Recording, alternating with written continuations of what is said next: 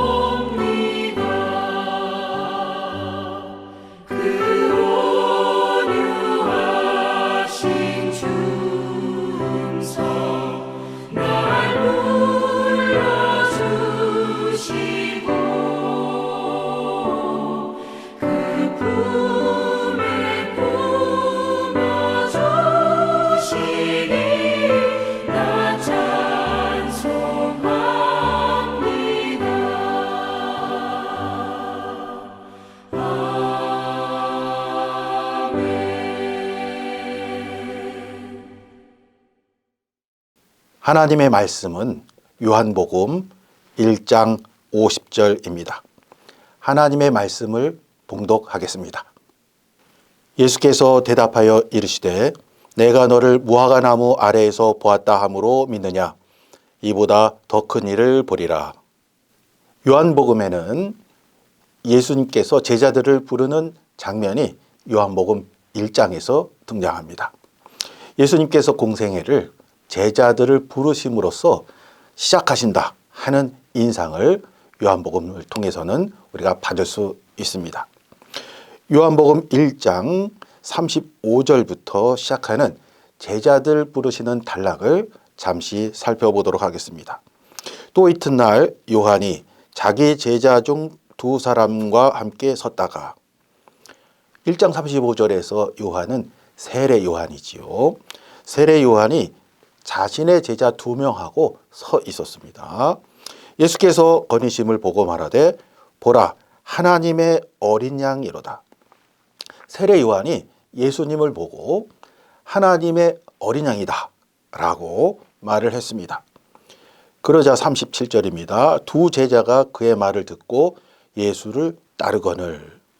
세례 요한의 제자 2명이 세례 요한이 한 말을 듣고 바로 즉시로 예수님을 따랐다라고 요한복음은 보도하고 있습니다.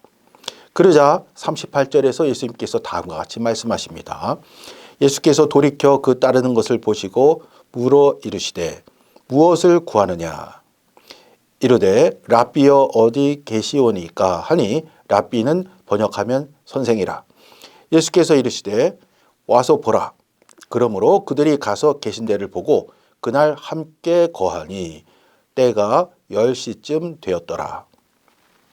요한복음은 예수님께서 제자들을 부르시는 단락으로부터 시작하는데 제자들을 부르시는 이 단락을 가만히 생각해 보면 조금 이상한 것 같습니다.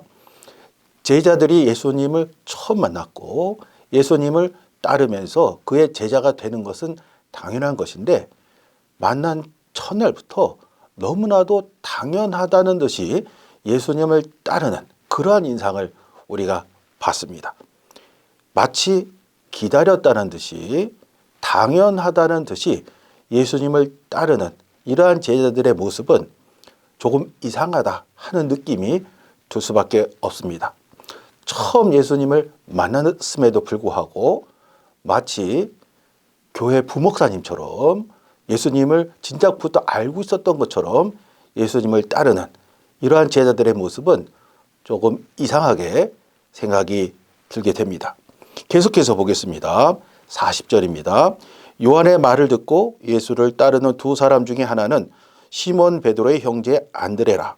그가 먼저 자기의 형제 시몬을 찾아 말하되 우리가 메시아를 만났다 하고, 메시아는 번역하면 그리스도라. 데리고 예수께 오니. 세례 요한의 2명의 제자 가운데 한 명이 안드레라는 사람이었다라고 밝히고 있습니다. 그가 예수님을 따랐는데 그 형이 우리가 잘 알고 있는 베드로였습니다. 자기 형에게 가서 전도까지 합니다. 전도하면서 자신이 만난 사람이 메시아다라고 말하기까지 합니다. 그리고 예수님께 데려왔습니다. 베드로를 안드레가 데리고 왔는데 베드로를 보고 예수님이 다음과 같이 말씀하십니다. 예수께서 보시고 이르시되 내가 요한의 아들 시몬이니 장차 게바라 하리라 하시니라. 게바는 번역하면 베드로라. 이튿날 예수께서 갈릴리로 나가려 하시다가 빌립을 만나 이르시되 나를 따르라 하시니 빌립은 안드레와 베드로와 한 동네 베세다 사람이라. 빌립이 나다나엘을 찾아 이르되 모세가 율법에 기록하였고 여러 선지자가 기록한 그 일을 우리가 만났으니 요셉의 아들 나사렛 예수니라. 이 빌립도 조금 이상합니다. 빌립도 예수님을 우연히 만났을 뿐인데 예수님이 나를 따르라 라고 말씀하셨을 뿐인데 그가 나아가서 나다나엘에게 가서 모세가 율법에 기록한 분, 여러 선지자가 기록한 그분을 우리가 만났다라고 전도를 하였습니다.